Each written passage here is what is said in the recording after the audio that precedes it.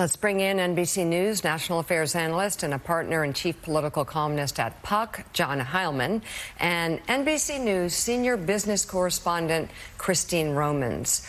I guess first, Christine, can you explain, there's a business angle to this that is really important to bring out just for context. Yeah, so step back for some perspective. There's a big merger here, a $6.2 billion merger between Nexstar and this other company called Tegna. Nexstar owns like 10% of the ABC affiliates. There are 225 ABC affiliates. And this plays very much in, potentially, to this decision? Absolutely, because they're going to need FCC approval to get that deal done here. And this was a deal that was announced last month, heralded as something that would allow these companies to, these stations actually, to fight against big tech, the influence of big tech, and really preserve local journalism. And so here they are in this moment with a big deal that's potentially on the table that needs to go to the FCC, and then you have this controversy. And that will sound familiar to people from the Colbert situation. There was a business deal on the table. He gets fired, and the deal goes through. Gets FCC approval. Yeah, political and commercial pressures at the very moment that they need these important approvals. John, we've been noting this morning that FCC Chairman Brendan Carr, who you heard there saying before this news about Jimmy Kimmel, we can do this the hard way or the easy way as a threat to ABC. We heard him go on television celebrating the news of Kimmel being suspended indefinitely. But this is his history of commentary on free speech. This is Brendan Carr talking about 2019, Carr posting on social media. Should the government censor speech it doesn't like? Of course not. The FCC does not have a roving mandate to police speech in the name of the public interest.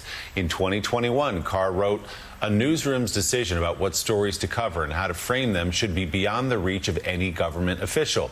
In 2022, Carr posted this: "Political satire is one of the oldest and most important forms of free speech. It challenges those in power while using humor to draw more people into the discussion. That is why people in influential positions have always targeted it for censorship." 2023, Carr said, "Free speech is the counterweight. It is the check on government control.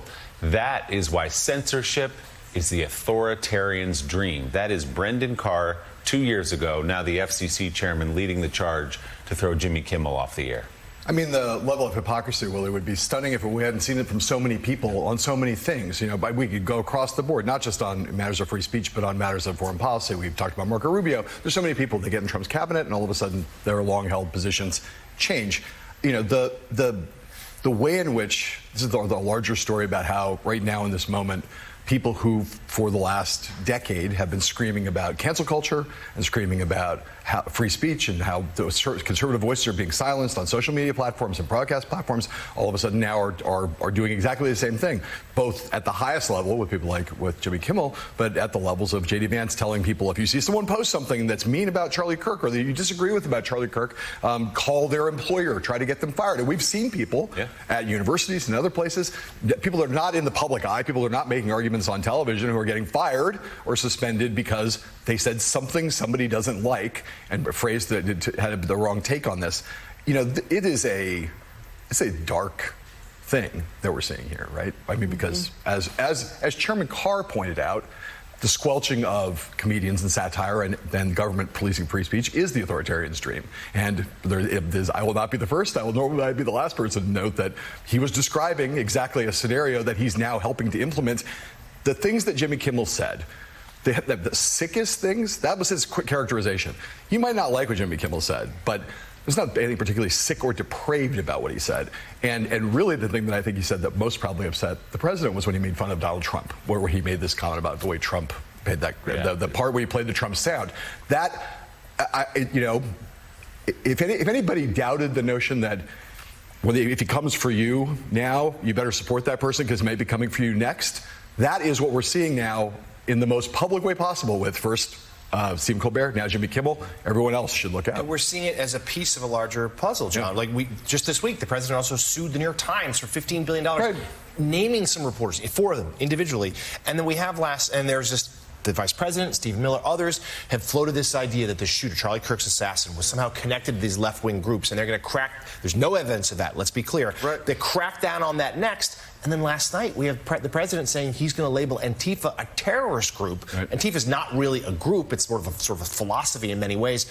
But that seems to be the umbrella by which they'll try to do this, even though you can't actually do that for someone in the United States. Right, and again, on the merits, the Trump lawsuit, if you talk to lawyers, is kind of comical and without merit. That, of course, has been the case in many of the lawsuits that Donald Trump has threatened or waged against people in the media. And guess what? A lot of people in the media have capitulated, and the thing we're learning, again, talk about timeless lessons, which is that if you capitulate to a bully, he is going to go and bully other people.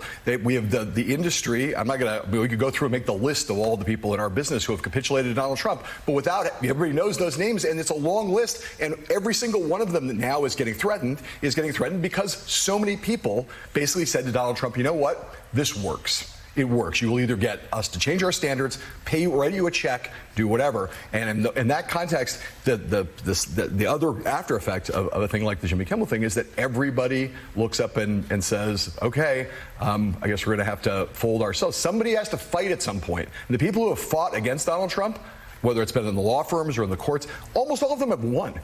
Like the meritless basis of a lot of these attacks, whether it's in the universities or the legal system or et cetera, is that if they go to court and fight it out, they end up winning. But everyone right now is so afraid of what the costs of that might be, which brings us back to the business point, is the fear is, well, we might win in court, but we won't be able to do the merger that we really wanted to do. We won't be able to make the deal we really wanted to make, and that will end up hurting us on the bottom line, or it'll end up getting us sued by our shareholders because we abrogated our responsibility to maximize shareholder value, which is written in our corporate documents. It is a very tough position Donald Trump is putting people in. That doesn't mean they shouldn't stand up and fight, because if they don't fight, he's just going to keep doing it. But it's a very difficult position because it's a lose-lose. If ABC hadn't done this to Jimmy Kimmel, and they had continued to threaten, their share price is going to drop today, and then you've got a shareholder lawsuit on your hands. Again, not making excuses for the behavior, really just pointing out the diabolical nature of how this kind of intimidation and these kind of threats, how it works, because it catches these companies in double binds where they are looking at no good choices.